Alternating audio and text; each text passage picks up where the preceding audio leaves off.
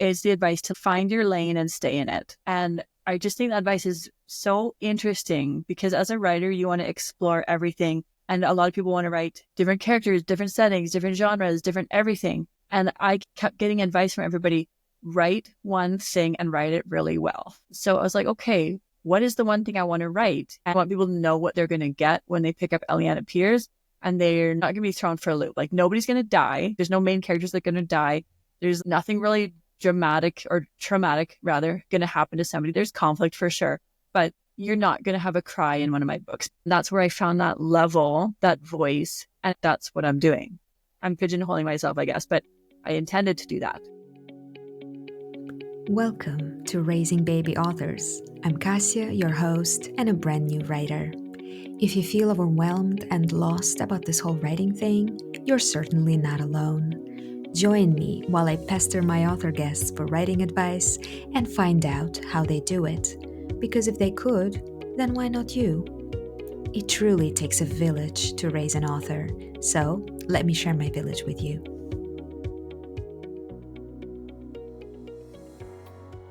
Hello, dear listener, and welcome back to the classroom. Thank you so much for giving me your time and attention. And let's welcome our new mentor today. It's historical romance author Eliana Piers, award-winning and international best-selling author, has been writing and singing stories since she was 5 years old. She loves thinking about what makes people fall in love. Eliana lives in Canada, where she drinks an iced cap every day. Hi, Eliana. Hey, Cassia, thanks for having me here. Thank you so much for agreeing to talk to me today. I have a little question already. I must admit, I have no idea what an ice cap is. What is that? Okay, yeah, I'm so glad you asked because you're not the only one. This is a Canadian thing for sure. We have Tim Hortons here, which I know there's a few places around the world that Tim Hortons exists, but it's mostly in Canada. If you ever come to Canada, you have to go to Timmy's. And basically, yeah, I get an ice cap. It's a frozen coffee drink. And it's sitting in my travel mug right now. So yeah, it's good. It's very unhealthy, but it's delicious. Okay. What makes it Canadian? It's just like because of the name. Yeah, so Tim Hortons just has their iced cap, like that's what they call it. It's like a frappuccino. Ah, okay. Okay. I don't think I've had a frappuccino either, but still I think I know what it is. All right. Okay. Let's start from the very beginning. Can you tell me how you started writing? What's your background, and how did you decide to be a writer? Okay, yeah. So that's a big question.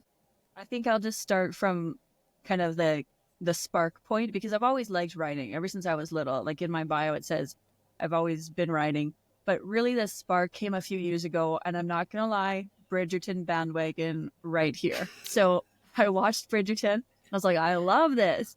And then I found out that they're based on the books because every good, movie or TV series is. And I read the books and I was like, oh my gosh, I love these. And I read everything by Julia Quinn.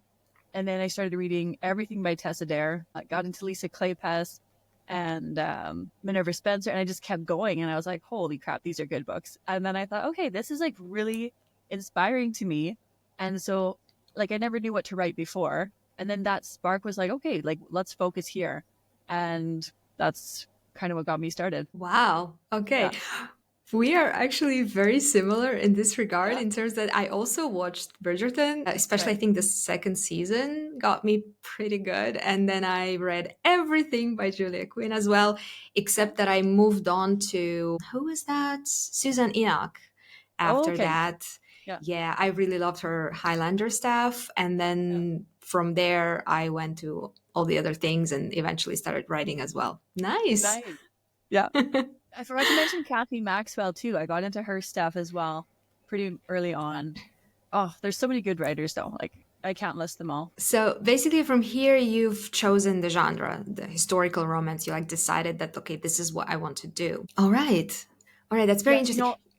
A few years ago, I should tell you, a few years ago, I did write a mystery novel under a different name. And I just wrote it to see if I could write a novel, like, because the length is intimidating, right? Like, oh, can I sit down and actually write 60,000 or 40,000 or 80,000 words or whatever?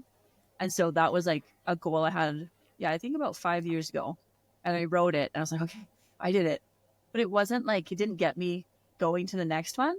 But then when I wrote the historical romance, like, and I got that spark, I was like, yeah, this is like, I'm motivated. I just feel inspired. Okay.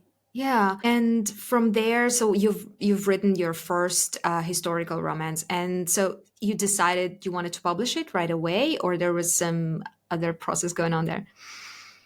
That was like the biggest leap, right? You're like, okay, I wrote it. I think I like it. And then you're like, okay, let's get it in the hands of somebody else. And oh my gosh, I hope they like it too. Right. And so I don't know, I got this beta reader and she loved it. And so that moment was like, okay, it's not just me. There's something there. Let's just publish it and get it out there, because I could sit on this book for a long time and I can hum and haw and I can go back and I can fix things and I can try to make it perfect, or I can just go with my gut. I like it. She liked it. Let's go. So then I published it way earlier than I ever thought I would. And I didn't have a plan. I was just like, let's publish it. That's kind of how I kept going. After I wrote a book, I'm like, okay, let's just publish it and then go on to the next one. Okay. And how did you find that first beta reader actually? That's such a great question. I don't even remember. She's lovely, Amanda Lawson. She's actually an author as well. I think I found her in another group, like as a critique partner or something. And we read each other's books, and it was just such a good fit. She's such a lovely person. So encouraging. Like, everybody needs a hype person, like a cheerleader who's like, yeah, you're awesome, and she was just so lovely. Okay. I'm asking mostly because like as new writers, I think a lot of people just don't know, like they want their stuff to be seen by someone, but they are shy maybe and don't know where to go for this stuff. So yeah, Totally. it's good to know. So yeah, I would go to the Facebook groups and just like Google or Facebook search beta readers, and there's a lot of Facebook groups. Some of them are good, some of them aren't good. And I did find that historical romance gets like maybe a little less attention, but you can always find a couple. So that's a Hmm. good resource for authors. All right. Yeah. And so did you always know that there was a possibility to self-publish for you? Because I mean, Julia Quinn and Tessa Dare, they're all traditionally published authors. So how did you know that you could do it? Yeah. I guess that came with the experiment I did 5 years ago with that book, the mystery novel. I did publish it. I did self-publish it at that time. That's where I kind of looked into that as an option. I didn't know that it was available to me until I met with one of my friends who was an author, and I sat down with her for coffee and she told me a bunch of stuff. And honestly, I'm not gonna lie to you, at the time she gave me so much information and none of it made any sense until I walked through publishing my first book. And then I was like, okay, that's what she was talking about. And then like realized, okay, yeah, you can self-publish, you can get your own like in Canada, you can get your own ISBNs for free and everything. So there was just a lot of things there that walking through publishing the first book was such a learning experience. Okay. Yeah. Hmm. Yeah, but you just seem like you have this urge to do it, and so you didn't think too much about it and just okay, let's try it. Let's publish it. That's that's the thing, analysis by paralysis, I think that's the phrase. If you just keep going over in your mind and like you overthink things, you don't end up doing anything. And I just said, okay, I just got to go for it. And if everything is crappy, like I can just take it down. You can Hmm. start over. But sometimes you just got to take the leap. And when was that? The first book? Is it 2023 or 2022, something like that? So my first historical romance, yeah, was 2023 in May. And how many did you publish since then? Okay. I think I'm at 21 books right now. And then I've got a couple on pre-order. I've got one anthology coming out this Christmas that's on pre-order with a few authors. And then I'm in another two collaborations or three collaborations for next year. And I believe two out of those three are on pre-order as well. So I don't know if you call that published yet, because they're up there, but they're not Well, like they're gonna published, I be guess. published. I mean, Yeah. they're gonna be published at some point, and it's a done deal anyway. So Yeah. yeah, They're I think written. so. They're ready to go. So Hmm. yeah. But 21 Okay. I think are available. You can read right now. Uh, Amazing. I mean, I'm asking because you mentioned it in your email as something that is like not really important. Like I did 20 something books in these 2 years. I'm still a very very young author, but come on, this is a huge achievement. I Yeah. think maybe you need to just sometimes think back and imagine, like, do you ever think, like, go back to these 2 years and like, oh my God, I have published over 20 books already. Yeah, yeah, I'm not gonna lie, that is kind of like it feels a little bit, yeah, surreal. Like it doesn't, I don't know, it doesn't compute really. Like, okay, yeah, they're out there. But I think because my mindset is just like keep moving forward, I don't always pause and like reflect on that. The thing I do reflect on though is like I love that I have a series finished. And that's a huge thing that has changed my mentality as an author, actually. Because right now I think I have 4 series out and only one of them is complete. But having a completed series changes my whole view on everything I wrote because it's closed and there's some like finality to that that is hard for me as a writer to accept, but it's open because the characters overlap between the 4 series. But yeah, that was another thing. Like for me, I just needed to go through that whole process of like finishing a series to see where my mind would be once it was done. Like I couldn't plan it out and picture it until I actually finished writing it. And it's like, okay, that's what a series looks like, you know, start to finish. So that when you say like, do you reflect on it? I think I reflect mostly on that part of it is okay, there's one series that's done and that's what it looks like. That's cool. Wow.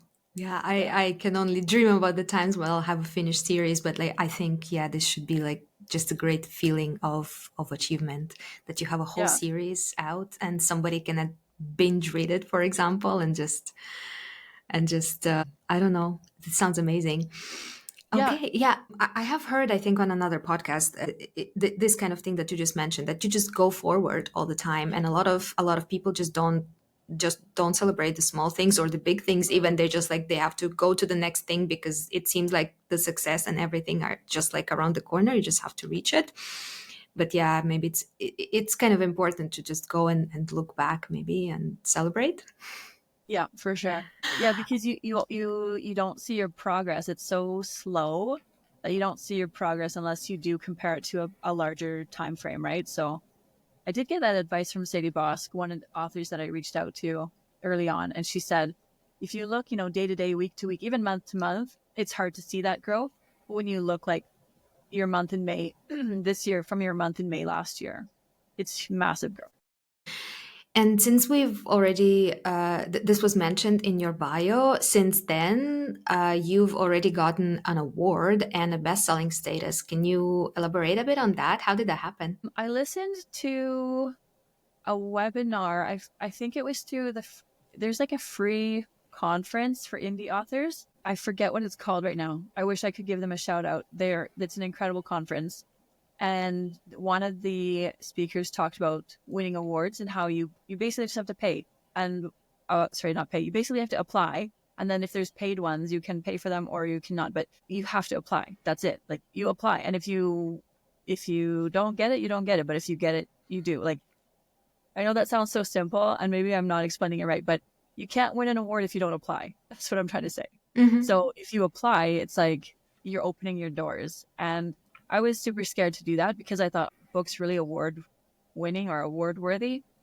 And I think I applied to about four, 4 or 5, and then yeah, ended up winning one. And I think I was a runner up in one of the other ones. And I can't remember for the other two. But yeah, that was pretty exciting. And I thought, okay, again, like that's some confirmation from the external world that there's something good there. Yeah, yeah, exactly. And actually, I think we've been in in the same seminar because I Oh remember a yeah. class like that. I remember a class like that, and I think with a couple of authors on the podcast as well, I've been telling them that I remember a class when they were saying that you can basically just like seek out those awards and apply for a lot of them, and then eventually you will either get good feedback or you're gonna get some shortlisted, longlisted, whatever. So yeah, yeah, Exactly. that's. I also forgot the name. There's a lot of them, different Yeah. ones. I forgot the name of the seminar, but it was very nice to hear actually. And sometimes we think of only the big awards. I don't even know the names of them to be honest, but there's so many little ones out there. Yeah, yeah. I think maybe just a lot of people don't know that you do need to seek them out. It's not like somebody's gonna read your book and suddenly like nominate you for an award. You Exactly. kind of need to do it yourself. Yeah, yeah. I think they do the same with the like the Oscars and the Emmys and everything. They submit those things to the awards Yeah. anyway. Yeah. Okay. And with the best-selling status, so that's the Amazon best-selling Yeah. status. How Yeah. did that happen? Which book was it? There've been a couple. So A Beauty for a Duke has been up there, number one on different countries. Usually it's US, Canada, UK, sometimes Australia, France. Can't remember if Germany was up there. I would have to double check. So yeah, A Beauty for a Duke, and then The Blighter and the Blue Stocking, and Mhm. also Good Duke Gone Cold. So all three of those. I think there was one more, but oh yeah, Good Duke I Gone also Low, can't I remember. think. Yeah, Good Duke Gone Low. Okay. Well, how did you feel like the first time you saw it, the best-selling It status? Yeah, it's a thrill. It's like, wow, okay, hit number one. And in multiple countries, that's so cool. Like that just shocks me. Like I just feel that's so awesome to think about other countries reading my books. I love to travel and I love to think of the world like outside of Canada. And so when I think that other people are reading it, it makes me all warm and fuzzy. Of course, I can imagine, Yeah. of course. All right. Well, let's move on to the writing process. So, you're writing lots of books. Can you tell me how do you start? How does your first draft look like? Yeah, that's probably where I think I get a lot of momentum in that my first draft looks pretty good in terms of editing. And like I don't go back and edit a lot because I plan a lot. So before I start actually writing, there's all the planning and plotting and writing down maybe some either like a quote or a scene or something that I know I want to include. And all of that goes into my Excel or my Google Sheets planning document. And then I from there can write my first draft. And usually I write a chapter a day, sometimes more depending on the book too. Like some chapters are longer than others. So sometimes I'll write 2 chapters a day. And I usually go back and edit that chapter like before moving on to the next one. So I try to free write it like as best as I can, and then I'll go back and edit it, and then at the end I'll edit it again. So I think my first draft looks pretty good before it's even edited in full. And I know a lot of people write like some people are pantsers and some people write out of order. I don't do that. I write chapter one, chapter two, chapter three in sequence, like all the way through every single time. There is the odd time I'll write like a section of a scene because it's just in my head and I might write like 10 lines or something. But I always just write in order. And it's for better Mm. or worse, Cassia, because sometimes I'm like, crap, this chapter sucks. I don't want to do this. But I'm like, I need to get through this so I can get to the good. Yeah, I think I'm the same. More Yeah. like I can't allow myself to write out of order, so Yeah. I have to go through the sucky parts. The thing is, there cannot be sucky parts, but then you have to like make them good because Yeah. otherwise, like your readers will don't like will not like them either. Well, what I mean by crappy chapters is the chapter where like something bad is happening to the character, or like the dark night of the soul or whatever. Like there's something bad that's happening, and you're just like you don't want to do it to them, but you know you have to. Oh, okay. No, I think in this sense, I'm actually the opposite because I do love to Okay. make them suffer. Yeah. Yeah, I like the big emotional, dramatic things, and I have to rein myself to make them less dramatic, unless it's becoming a soap opera. Yeah. Oh, nice. Um, so you said you plot, and then do you use like a specific structure or like a plot, like a system, a book, anything? Yeah, I forget the exact name of the book, but it's either like Romance the Beats or Romancing the Beats or Ah, something. romancing the beat. Yes. Yeah, that one is just Hmm. like, don't reinvent the wheel. It's there. It's amazing. Take the pieces that you love from it and make those like your kind of trademarks. Like, if you're really good at whatever it is, the meet cute or the dark night of the soul, like Cassie, if that's your thing, right? Like that's what you'll be known for. I love the light, fluffy, happy, hallmarky vibes. So I'm going for like the meet cute and like the up until basically up until they fall in love. I love to write that part. And then the ending where it's the happily ever after stuff. So, but yeah, that's what I follow. I just think it's amazing. It's laid out really well. There's good questions that prompt you if you're stuck for any reason. And then kind of once you've done it a few times, you feel, I think, a lot more confident going through it. And then picking and choosing again, like where you spend your time depending on how long of the book you're writing. Yeah, and I mean, you. I've heard somewhere that they were calling it like formulaic and stuff, but I mean, any plot structure is formulaic. I don't understand that argument. And also, Yeah. you can put a twist on any beat. You don't have to do it exactly like that. You can Yeah. just like, yeah, you can change it up however you want. And yeah, The other thing about formulaic is like, listen, I go to Tim Hortons to get my ice cap because I know they're going to make it the same way every time. And that's what I like. So I'm going to drink that every day or whatever it is. Like maybe you have your caramel latte or your cinnamon cookies or whatever it is, right? Like you go and you get those because you like them. It's literally a formula. It's a recipe that they follow because they know it produces a good taste and people like it. So I know like things could be formulaic, like too much of a system, but I think what you just said is like you put your spin on it because that's where your author voice comes out. The unique plot or like twists in your plot might come out, or character idiosyncrasies, that kind of a thing. yeah. The thing is, what I've heard of this like formulaic argument only like about romance. And Yeah. honestly, come on, watch any action movie, watch any thriller. They're all the same. Yeah. It's all the same, but somehow romance gets this like bad rap for it. I mean, I don't get it, but anyway. And yeah, I did notice that it is kind of it's showing that you like these fluffy, light, sweet parts because I've read A Beauty for a Duke and it was all just like a hug of a book.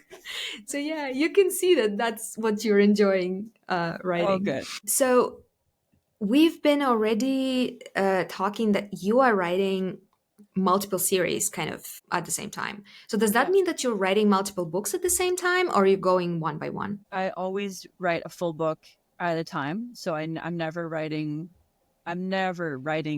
2 or 3 stories at a time. It's always one book and then I finish it. I don't have the brain capacity to write more than one book at a time. I know a lot of my other friends do it and it's so impressive to me, but I just can't keep the story straight. So I write one at a time and I do switch between the series, but I find that hard to do. So I really enjoyed writing the Ashbourne Legacy, where I wrote the 7 books and they were done. And like I was telling you, I could see the beginning, I could see the end, and it was all together. And it was like this nice little bow and it felt so good. So I love that feeling. I had that series planned out better because it was the third series I started.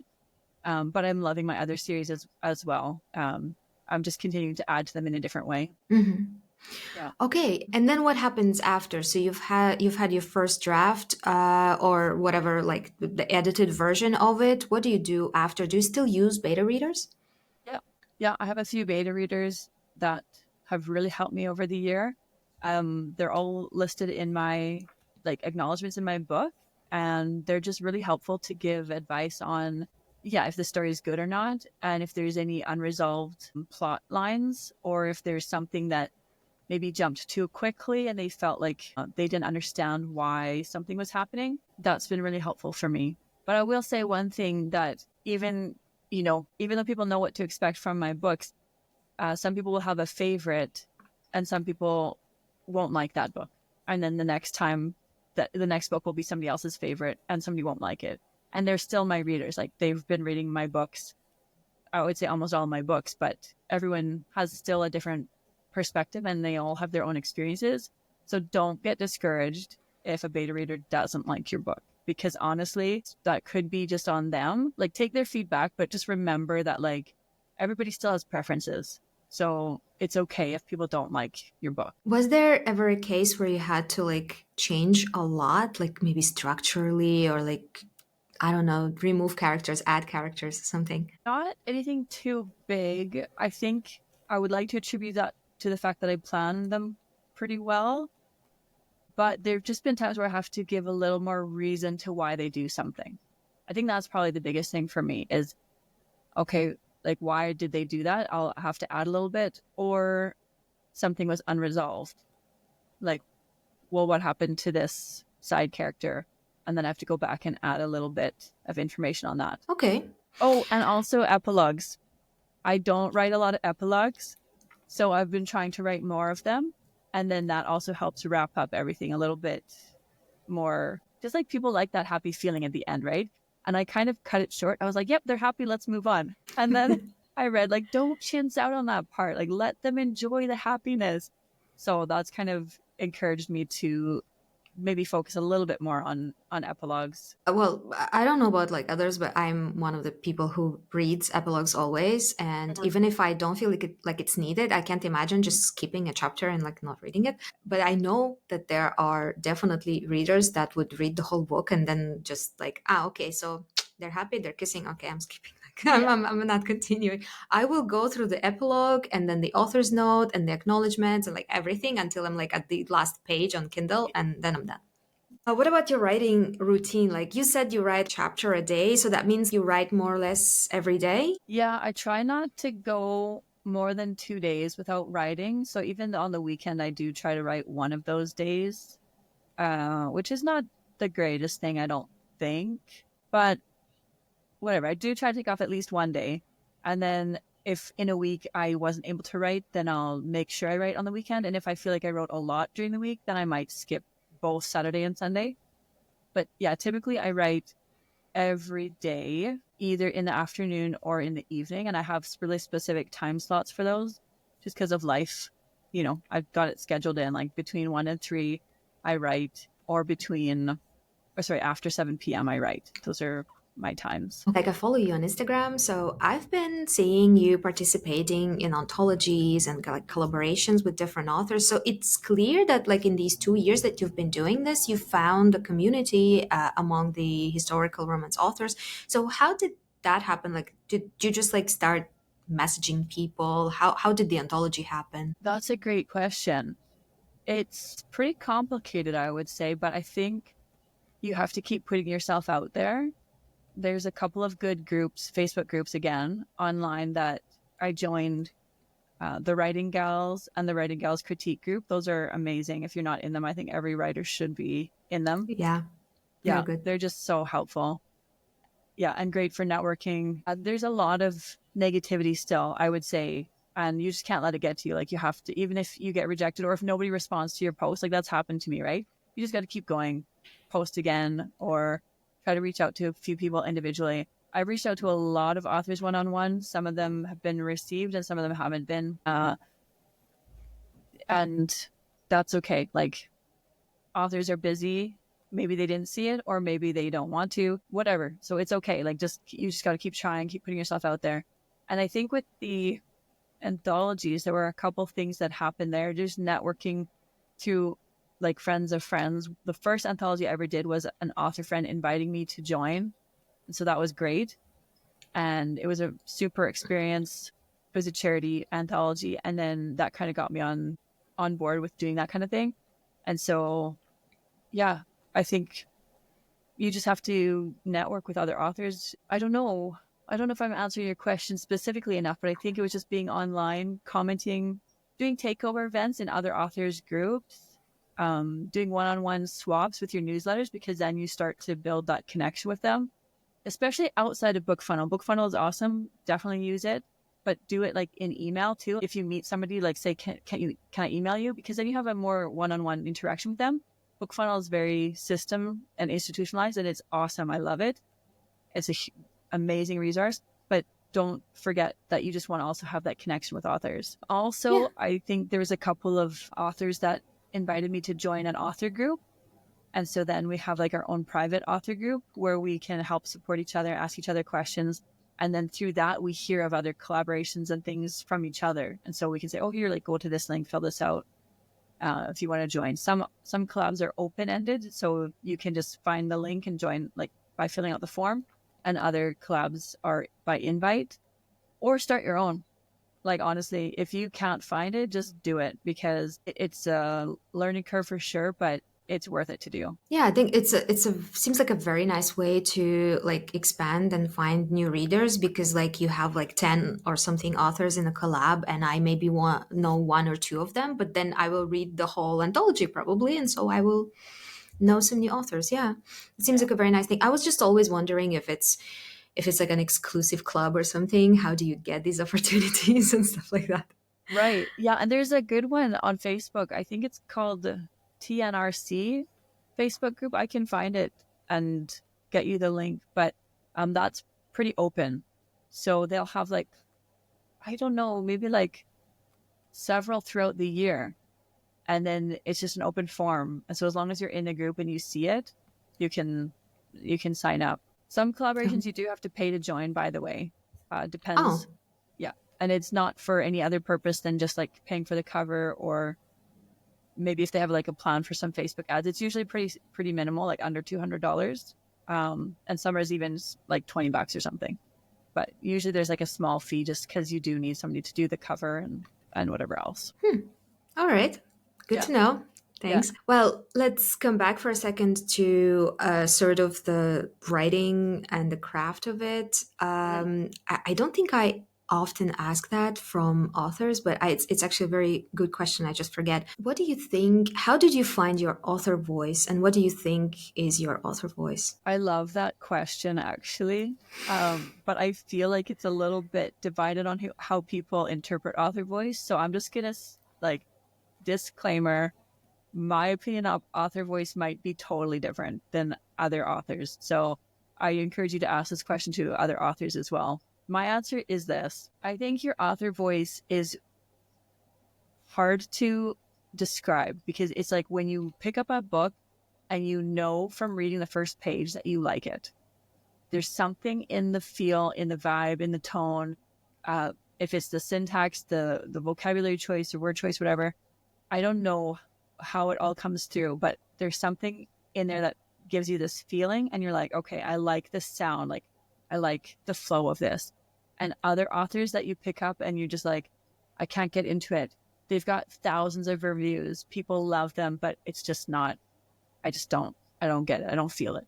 So for me, that's how I define author voice. I know that's really nebulous, but whatever.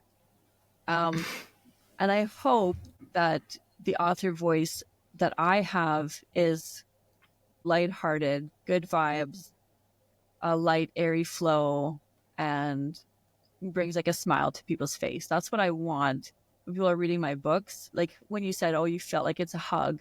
Like that's what I want. I want people to feel that. Or like I've had another author describe it like it's an espresso shot. It gets quick, but it packs a punch. I was like, yes, I want that. Like so I that's kind of a roundabout description of author voice in general, and then what I perceive my author voice to be. Okay, yeah, I think I agree. More or less, seems like author voice is something that you cannot define for yourself. You probably know what you want, but Yeah, it's almost like something that someone else has to tell you because you don't even notice because it's so much you that you don't like, you don't know how, you don't know why, but this is the impression that you create in other yeah, people. yeah, Okay, that's a very good question. I don't know why I keep like forgetting to ask people that, but everybody has like a very interesting opinion on that. yeah. So, what would you say is a way that you work on your craft? What is the way to like improve your writing, and what would you like recommend other people do as well? It's probably cliche to say this, but I think the number one way to improve your writing is to read authors that you like. It's like you can read every craft book out there and you can study theory and everything, but there's something about reading authors that you like and just kind of pulling that into your brain and into your mind. Like, why do you like those authors? What's good about that writing?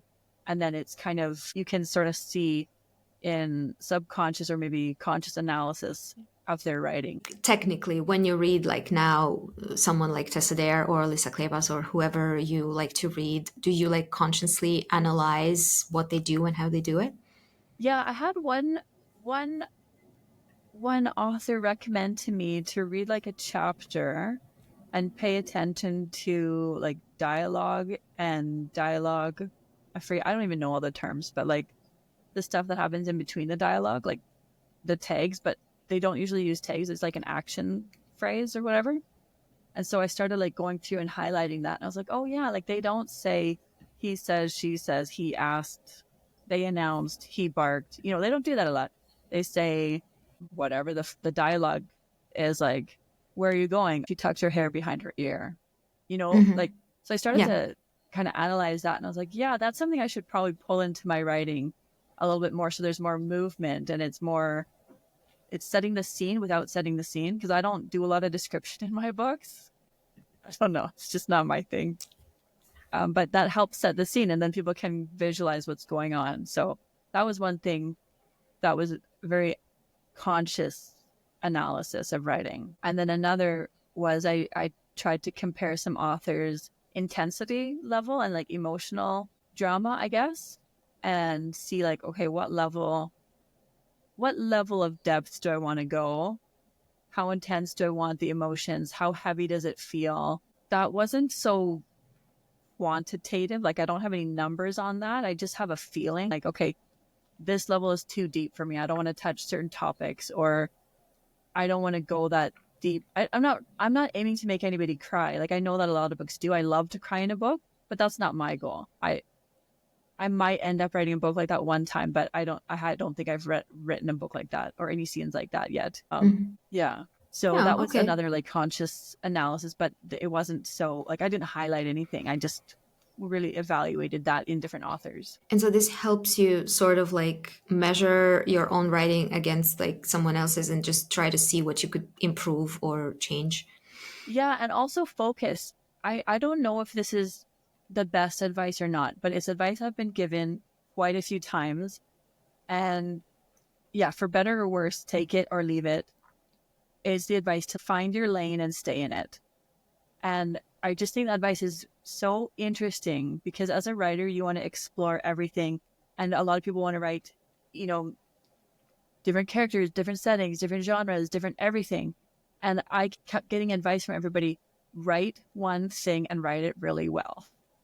So I was like, okay, what is the one thing I want to write? And it's really hard for me to leave all the rest because you kind of want to dabble in it. But at the same time, I do want to make that ice cap. We're kind of going back to this analogy, which is funny, but I want to write that ice cap or that whatever it is. And I want people to know what they're going to get when they pick up Eliana Piers, and they're not going to be thrown for a loop. Nobody's going to die. There's no main characters that are going to die. There's nothing really dramatic or traumatic, rather, going to happen to somebody. There's some things, right? There's conflict for sure, but you're not going to have a cry in one of my books. There is emotional depth, I think, to some of them. And I'm not going to lie, I cried in one of my books when I was writing it. I don't know if it touched other people the same way, but I didn't really need it to, but it was something for me that was just important. But yeah, so then that's where I found that level, that voice, and that's what I'm doing. And I'm pigeonholing myself, I guess, but I intended to do that. And I think, yeah, that's what I'm trying to do. Yeah, I think this ties into the question of voice and also to the question of branding. So, as Yeah. an author, as a self published author, you have a brand. Yeah. And so you kind of need to like sustain it. And I can see that I can see the effort that you do with the branding, with like your covers and things like that. Can you maybe just give any advice on like the branding part of the business? Bringing in what we just talked about, like finding the feel that you want, the vibe that you want, the impression you want to give people, define that and then stick with it. That's honestly the hardest thing to do. It's so hard because other people are doing different things successfully.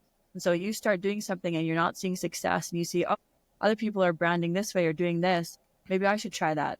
But if that's not the vibe you want for your readers, you shouldn't do it. Like find your lane and stay in it and just try to follow that until you really do see some success. And I think like what Steam level are you marketing? Are you marketing based on Steam or Spice or not? Like is Spice in your books, but you just don't really market that?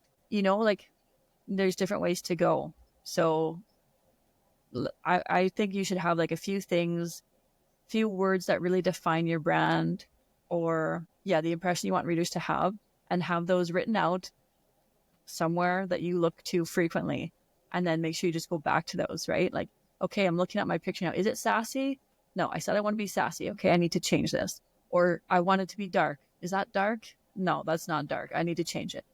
I see, I see. And then staying in your lane, I think for branding, that's a great advice. So for you, for example, if you would suddenly decide to write something like darker or more steamy, less steamy, or not historical, would you like start maybe a new pen name for that?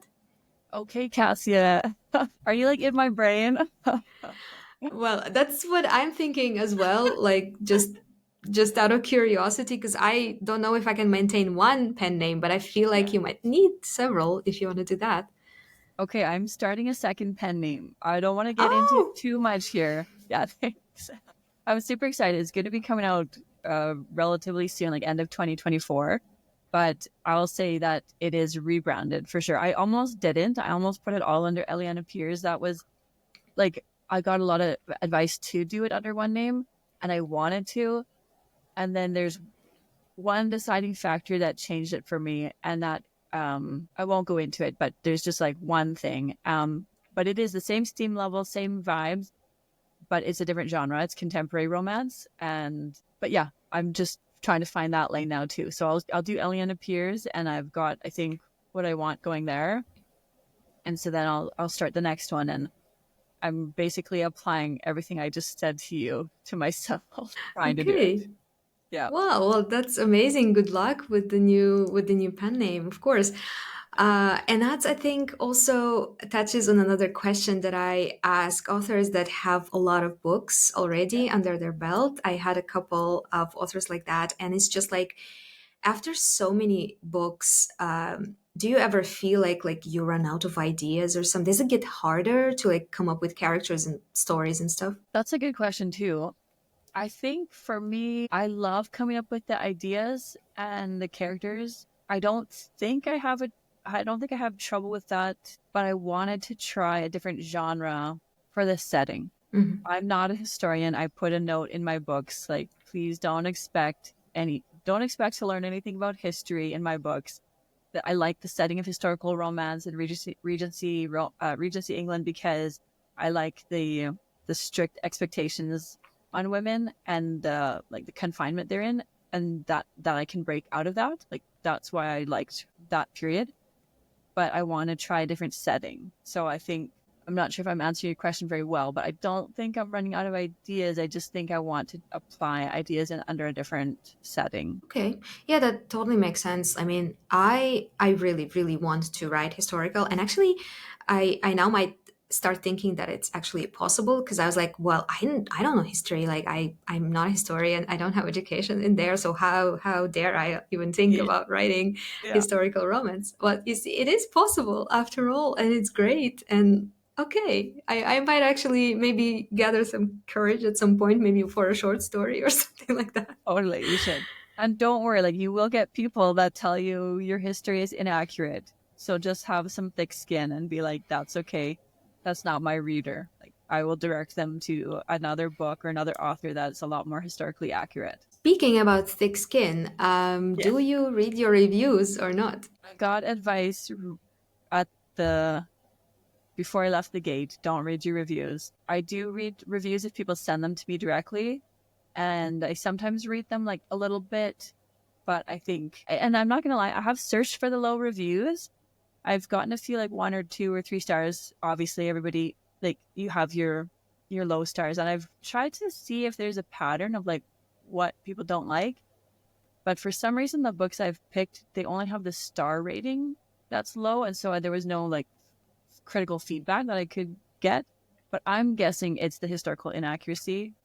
I don't know. That's just my guess. And other than that, yeah, I don't go through and read all the reviews. I don't think it's healthy. I think reviews are for readers, and True.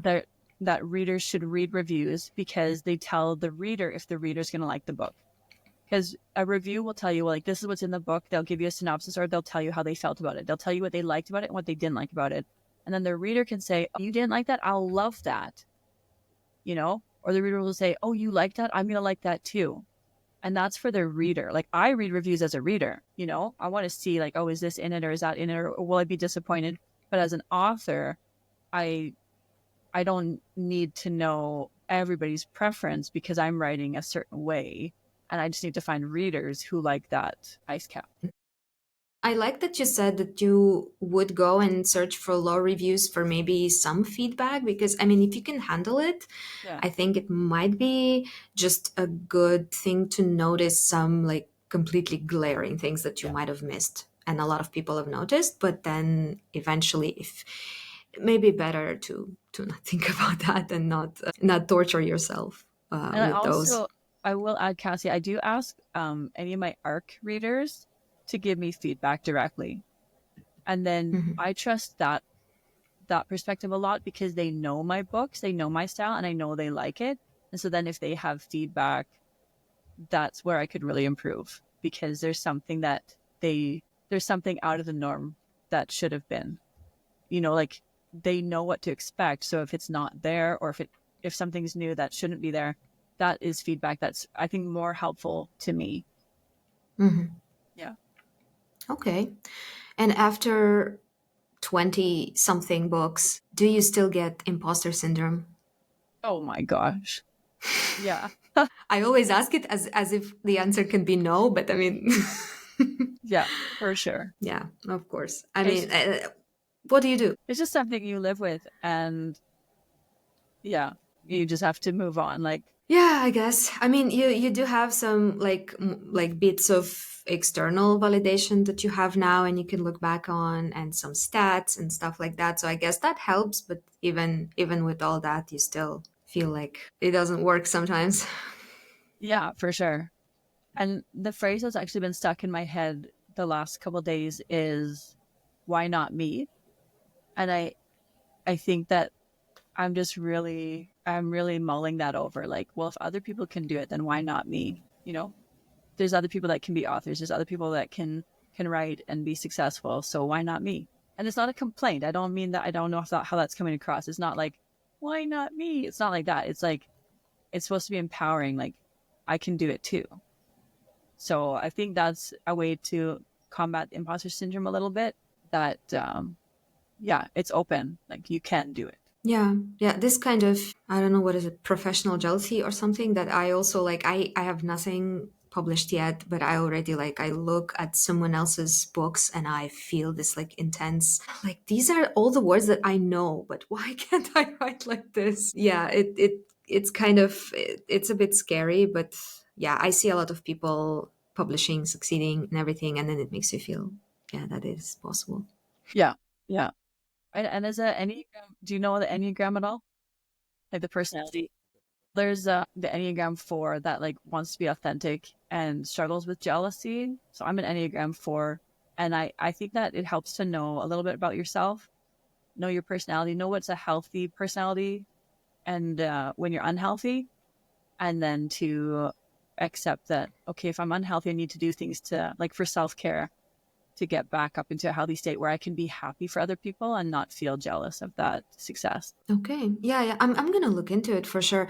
I've heard like a lot about enneagrams and about using them in writing as well for your characters and stuff. I'm just a little worried in terms of like when I have a framework to work within, I have a very hard time to kind of think out of the box. I feel like I am like I have to do it like this. Like if I have a list of traits, I'll be like, but I cannot have that other trait because these are the list of traits. Like, and I cannot do it outside. It's very weird, like, I don't know, math brain thing that doesn't let me be creative outside of a framework, but I'll try. Just remember that your framework is there to help you and it's not meant to restrict you. Yeah. You have been, I think, mentioning and passing some things about marketing and when we were talking about brand, but I haven't asked you like directly what kind of tools you use for marketing, free and not free, if any. Can you tell me? Yeah, I think there was a really good email sequence that came out from Dave Goffrin, I think his name is. Pretty Hmm. pretty famous in the author world. He had like a series that came out and it was like, here's the tiers of how you should prioritize your marketing. And it's probably the best thing I've seen. So yeah, I would just recommend authors look that up. He had like the S tier and the C tier or whatever. But if I remember, the book above feature deals is the top. So I think every author will pretty much tell you that if you can get BookBub feature deal. They're super expensive, but I've never heard of anyone not making their money back. So those are the best to do. But you probably don't want to do a lot of marketing until you have 3 books out or more. I didn't do a lot of paid promos or anything until I think my 5th book was out. Yeah, because you want to market to get read through, not just to market for one book. So if you've got, 3 or 4 or 5 books out and you're marketing your first book, then you're hoping people will read through the whole series. I'm not super great with tracking and with numbers. I try to be, but I'm just not. But you want, like, if you know your read through rate, if people read book 1 and only 50% read book 2, you can kind of figure out how much money to spend on your marketing, right? Because it's going to go down. Like 100% of people read book 1, but 100% of people are not going to read up to book 5. It's going to go down. But the more books you have out, the more return on investment you're getting from that marketing effort, whatever it is. Okay, so that's for any paid promo that you're doing. Even the free promos that you're doing. I would say it's not super worth it until you've got some books that can be read through. So the BookBub feature deal is like number 1. And then there's a lot of small paid promos where you can pay to get your book into like a newsletter list. And you can pay anywhere from $10 to $150 American. And some of them are good and some of them aren't good. And I honestly can't tell you because it's genre dependent, and you just have to find the ones that work for you. I would even say it's sometimes just your book. Like, your book hits with some readers on some reader lists and others it doesn't. So who's the other guy? The Kindlepreneur guy. He also has a really good list of those paid promo sites. What's his name? Anyways, Kindlepreneur. If you look that up, he's got a site where he's listed, I think, his favorite promo sites. And those are good. And then for anything free, I think BookFunnel and Story Origin. I did Story Origin for a while, and then I only use BookFunnel now. They're really good for the one-on-one and the group promos that you can do there. And then, Cassie, we talked a few minutes ago about the collabs and anthologies. Those are really great for finding new readers. Yeah, for sure. Yeah. The one-on-one swaps, I would say, are good. I really like them. I think they're maybe a little bit better for the author connections than for actually trying to get sales or hype. But that could just be my experience too. I don't know. I think I forgot to ask you about the ARC readers actually, because I know you do have them. So how do you find your ARC readers? I found mine in primarily 2 ways. The Facebook groups, you can search ARC readers and you can join different groups, and then you can just post about your book and people can sign up. I do recommend having a form for them to sign up for. Like, don't just send your ARC to them. Have them actually fill out a Google form and like apply to be an ARC, because you'll see some people, maybe they don't have an Instagram or don't have a Facebook, or they're not able to leave Amazon reviews or whatever. You can ask all those questions and have them send you their profile links in the form so that you can see whether they're actually leaving reviews or if they're actually active on social media. Or if you have ARCs for a different reason and you just want feedback on your writing, then you could have a different set of questions. But yeah, Facebook reader groups. And then the other method was doing takeover events. After I had a few books out, I did takeover events and I sent the invitation, do you want to be on my ARC team? And then that's kind of how I filled out the rest. Okay. Yeah. Yeah. I remember I did ARC read for you for Beauty for Duke, I think. And I don't remember how exactly that happened, whether I applied for something or you reached out. I don't remember. That's why I was going to ask you. Okay. Yeah. That's actually, you know what? I'm glad you brought that up. There was a time, and then this might have been it, where I did reach out, and I think it was last Christmas, so that makes sense that it would have been a Beauty for a Duke. And I was asking a few social media influencers and saying, would you be an ARC reader? That was I don't know how many people I reached out to. A few people that I thought were really getting some traction and had good things to say. Yeah. That's also a good way, especially if you're like maybe don't have many books out yet or something, then just reaching out to people is also a very good option. All right, let's move on to the writing advice. I mean, you've already mentioned the writing advice that maybe I think is like the best for you, which is reading the authors you like and reading the books you like. Is there anything else that is the best or the worst writing advice that you think? Yeah, I got advice from Kathleen Ayres, who's a really successful historical romance author. She's amazing. She's an incredible person, just super kind, generous, and very encouraging. I have it printed out actually. She gave me advice. I printed it out and like, I didn't laminate it, but I made it like look pretty and everything. So I'll read you what it says. She said three things. She said, don't compare, don't stop writing, and don't sacrifice craft for business or business for craft. And those three things like have stuck with me. They still give me chills. Like number one, do not compare. It's just so important. You can't compare your success or your books or anything to other people because you will see something that is either not there or is there and it doesn't matter. Like you need to do your books because you love to write. And then don't stop writing. I think a lot of people, they just maybe give up or they get tired or they feel discouraged. And I think you just have to keep writing. Like your first book might suck. Your first 10 books might be awful. I don't know. It just depends on the person, but you just need to keep going. So keep writing. In writing, you're learning how to write better. And then the third one, do not sacrifice craft for business or business for craft.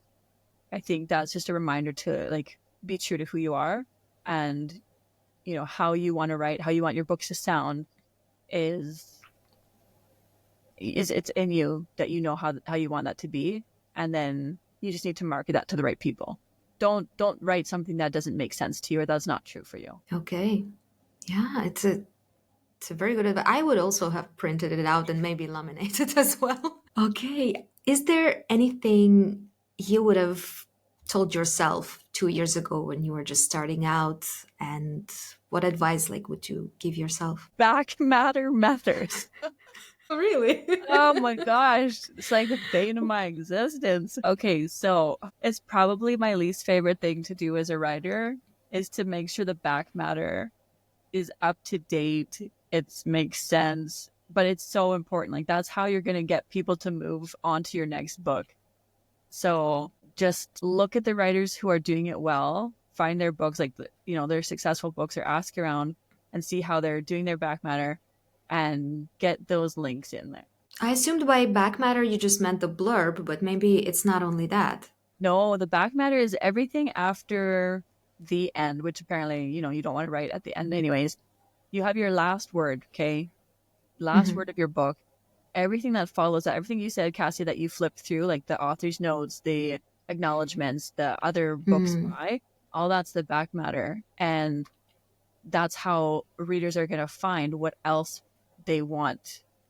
What's their next step with that author?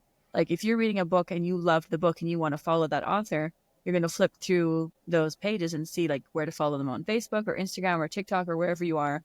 Or you're going to say, I need to read the next book. I need to know what happens to Jonathan. And then you click Jonathan's story. So, Mhm. and yeah, that's just so important. So make sure, yeah, even if you've only got one book out, like you want to lead your readers somewhere. You don't want to lose them. And the most important thing is you want to get them on your newsletter list. So, Right. okay, so Cassie, I could talk about this for a while, but have a warm lead if you're gonna do this. Okay, then in that case, since I mean a lot of people who would listen would be new writers, what is the difference? Cold lead, warm Oh, lead? yeah. Okay, so your cold lead reader magnet is something that you can give to anybody. Like a cold lead is somebody that's never read anything by you. They don't know who you are. So you could give them this free book or free whatever. I started with a Regency romance coloring book because I didn't have my book ready yet.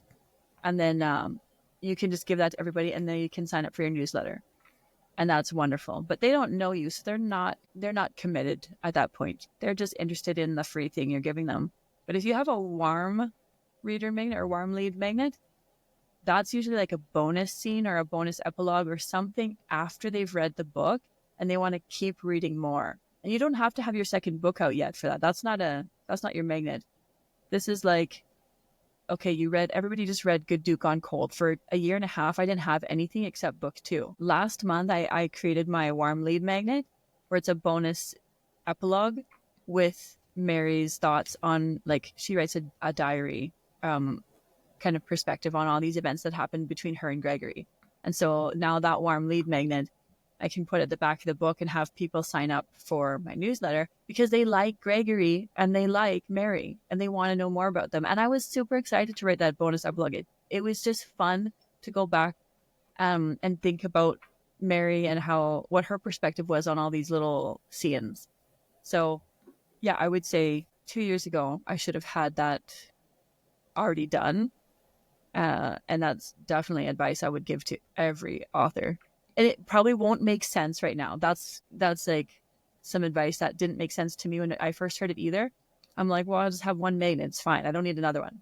But actually, you want both for sure. Okay. Yeah, and that's a great thing that you said, because I was going to ask you about bonus epilogues and whether you do them or not, because that's something that a lot of authors do, and I find it also interesting, and I click on them all the time. So Yeah.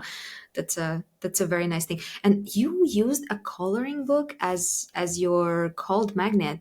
How, I mean, did you design a coloring book and then offered it for free? Yeah. Oh, okay. Yeah, I did that for a little while, and then it worked for what I needed it to, and then I just replaced it with my other story. And what you needed it to was to gather like newsletters, right? Yeah, just so people can stay in touch with me. Like, Hmm. it's one thing to follow on social media, but it's another thing to be able to email those readers and say, hey, how's it going? Did you read the book? Did you like it? Or whatever. So yeah, definitely you want to get them on your newsletter.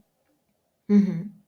Okay, yeah, that's just a very interesting strategy. I thought that, for example, what's the point of starting a newsletter if you don't have a book yet, but you can apparently do something other than a book you've written. So that sounds really encouraging. Okay, so by the end, I usually ask for recommendations of like craft books, podcasts, groups, whatever. You've already named a lot of different things. Is there anything we forgot to discuss? I would say I like the tropes books as well. Hmm. I forget her name now too. Let me just see if it's up here. I think she has 4 books out, and it kind of just walks through the different romance tropes. Let me see. Oh yeah, Cindy Dees, Dees. She has 4 books out on tropes, and that's really helpful because we kind of know what we like. We like the reformed rake, or we like the brother's best friend, but why do we like that? And she goes deeper into that and has some like, key moments you want to include when you include that trope in your book. So those were really good too. I think that's the only other one that yeah, other than the ones that I've mentioned, that stands out to me. Hmm. I haven't heard of these, but I Oh, and think listen to it Cassia's sounds very podcast, interesting. Thank you. obviously. Uh, well, you're the first one who offered that as an option, so thank you for that. Yeah, I was just like thinking that the trope books sound really interesting, because I feel like some books that I've read, they say they have a certain trope, but Mm-hmm. then it's only there like in the name, like you know that there's brother's best friend, but everything that comes with brother's best friend is just not there somehow, because Yeah, they wanted to do it differently, but then the trope doesn't work. So right. you need to know what comes with them. Yeah, and I Yeah, didn't discover that's. those books till a few months ago. So probably some of my books too, where I say, "Oh, this is the trope." I like it's in there, but maybe it's not as fully in there as what could be expected. Yeah, maybe. I mean, the simplest example is like if there is one bed, but he sleeps on the floor, and then that's not the one bed. Yeah. Okay. Well, I, as usual, took more than an hour. I always promise an hour and I always take more. Sorry about that. Thank you so much for joining me. I, by the end, just want to ask you to give all your handles, website information for anyone who wants to find you. Okay, awesome. Cassie, this has been incredible. I've really enjoyed chatting with you. Your questions were amazing. My handles, I think the best place to follow me is my reader group on Facebook, Eliana's Beaumont Reader Group. And then also to sign up for my newsletter, like I was just saying. that's also a really great way to stay in touch with me. And you can sign up for the newsletter by getting my free book. It's called Sweeten the Rogue, and the website is bit.ly/sweeten the rogue. Yeah, so you can just get that free book there and join my newsletter. I'm also on Instagram and TikTok and a few other places, but I think those two are the best places to follow me. I'm going to put everything in the description. Well, thanks again for joining me. I had so much fun. So thank you. Awesome. Have a good day and see you later, hopefully. Talk to you later. Bye. If you like what you hear so far, please consider subscribing and tune in for the next episode. If you have burning questions about writing you'd like to have answered, head to my Instagram page at kkalbabooks and leave me a message. Or use my email k.k.alba.books@gmail.com. If you'd like your favorite author to answer your question on my show, again, head to my Instagram or email me to let me know which author you'd like me to invite, and I'll try to get over my anxiety and do it. On the other hand, if you're an author who's published at least one book, traditional or indie, and you'd like to become a guest, well, you know what to do by now. Message me and let's get to know each other.